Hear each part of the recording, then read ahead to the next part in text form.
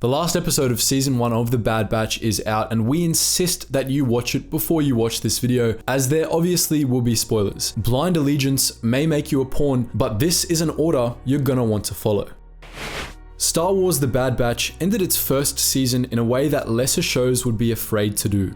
Somberly. The action, the fights, and the resounding climax of the season all happened in the episode before. This episode was reserved for reflection, both for the characters and for the audience. It was meant to help it sink in that Tipoca City is gone, the Grand Army of the Republic is gone, and Crosshair isn't coming back. Crosshair's been a bit of a surprise this whole season, wouldn't you say? His betrayal was a shock to begin with, but the writers just kept building on it with his descent into darkness, the reveal that he chose the Empire willingly, and now his refusal to accept redemption. Looking back, we'd go so far to say that he's the single best Star Wars character that Disney has given us, and one of the most well-written Star Wars characters outright. Let's dive into why.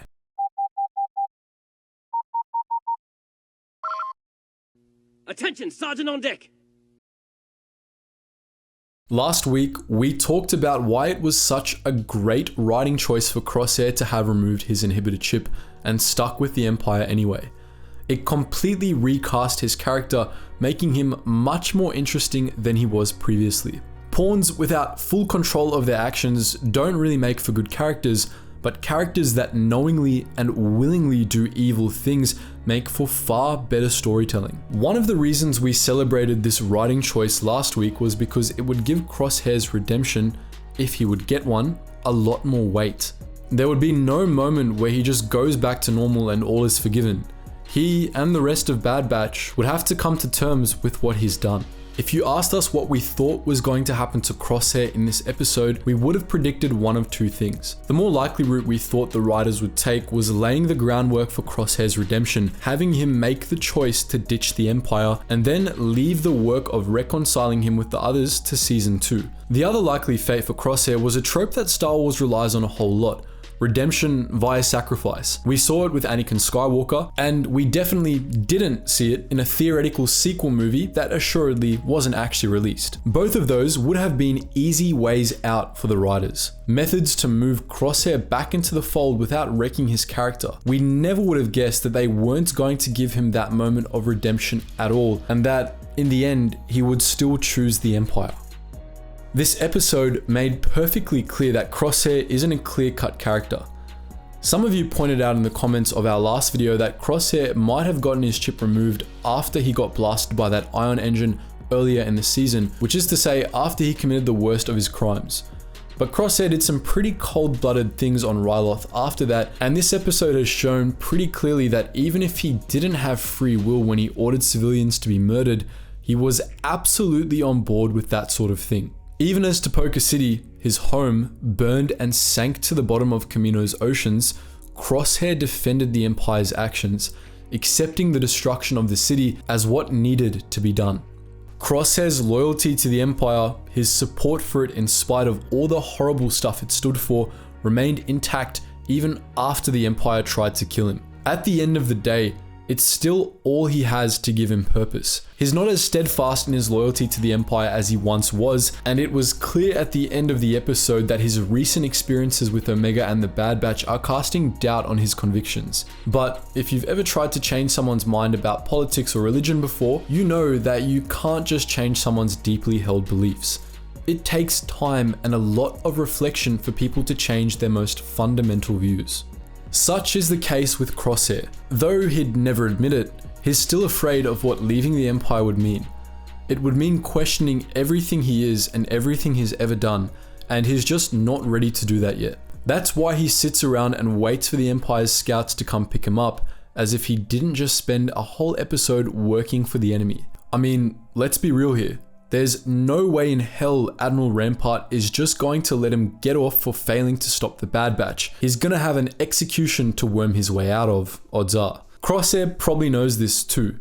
He just doesn't care, because he'd rather face the barrel of a blaster than face what he's become. At least the wrong end of a blaster is familiar to him. But for all his support of the Empire, Crosshair still isn't a wholly evil person. He didn't try to kill any member of the Bad Batch, and he saved both Omega and AZ in the end. He went along with the team and even helped them all escape despite his continued loyalty to the Empire. On some level then, he's still loyal to his squad. Obviously, those two loyalties are in direct conflict, and Crosshair, again, surely understands this. But like most of us, he likely just pretends the contradictions in his values don't exist, if only just to be able to live with himself. All of this is unusually deep, complex, and above all human for a modern Star Wars character, and it's a welcome change of pace. By far, the most interesting thing to happen in this episode was that Crosshair still didn't go back to the Bad Batch. They outright offered him redemption, no strings attached, which was probably better than he deserved. But he rejected it. It wasn't an aggressive, dramatic rejection either, but a simple choice to stay behind.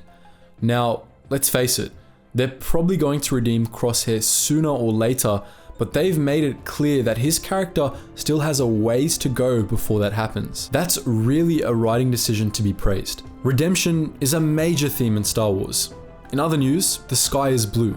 But by this point, Star Wars has featured so many instances of antagonists seeing the light and redeeming themselves that it's honestly gotten stale.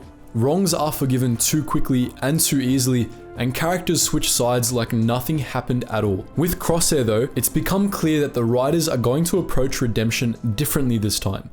In the real world, there's no such thing as a quick and easy redemption arc.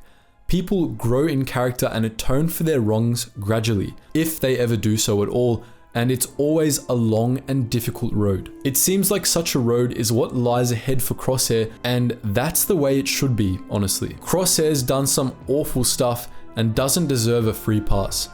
Plus, redemption is done best when it's a long and arduous process, with many points where characters make the wrong choice and fall back a little. It takes a lot to make up for terrible crimes, and characters should struggle each and every step of the way along the path back to the light. There are plenty examples of this being done well in fiction. One of our favorites would be Gaius Baltar from Battlestar Galactica, but we'd actually like to take a moment to compare Crosshair to someone from another franchise you might be familiar with.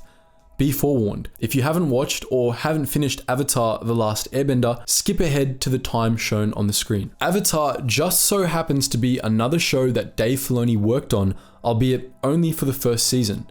If you've watched it, you know that it's a pretty good show with a lot of well-written character arcs. It's known for one arc in particular, that of Prince Zuko, whose redemption arc is the stuff of legend. If you think about it, the Bad Batch has left Crosshair in a similar spot to where Avatar left Zuko at the end of its second season. Both had done terrible things and were afraid to face themselves. Both were torn between loyalty to a cause and loyalty to family. Both ended a season by making the wrong choice. Zuko's redemption arc is revered for how natural it was. He was confused and full of doubt for most of it. He struggled every step of the way, and he made some huge mistakes, even slipping right back to the dark side at one point. Crosshair's in for a similar trip, we think, but we might be able to glean some of the details for his journey from Zuko's. One of the defining points of Zuko's arcs was the end of Avatar's second season, when he chose his evil imperialistic family over a cause he was starting to believe in. Crosshair has just made the opposite choice, choosing a cause he doesn't dare to question over a family he still cares about. Both went back to an empire that they just couldn't shake their loyalty to. But if you're familiar with his story, think back to how that ended for Zuko. In Avatar's third season, he returned home as a hero, the supposed slayer of the Avatar, and got the respect he had dreamed of earning. But he soon found all that to be hollow and unfulfilling, and came to understand that he had made the wrong choice.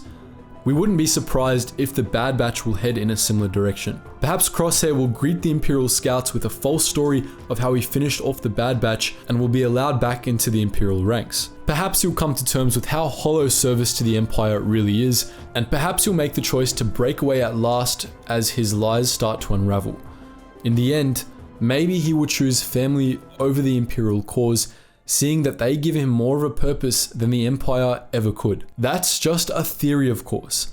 There's no telling where the Bad Batch will take Crosshair next. We do know one thing for certain though. The show has taken him and reshaped him into one of the most complex Star Wars characters we've seen in a long while, and it's been nothing short of a pleasure seeing that these past few episodes. The Bad Batch is going to be coming back for a second season, and we're excited for its eventual return. Until then though, let's have a round of applause for the writing team over at Lucasfilm. They've more than earned it. So, that's our look at Crosshair, one of the best Star Wars characters to date.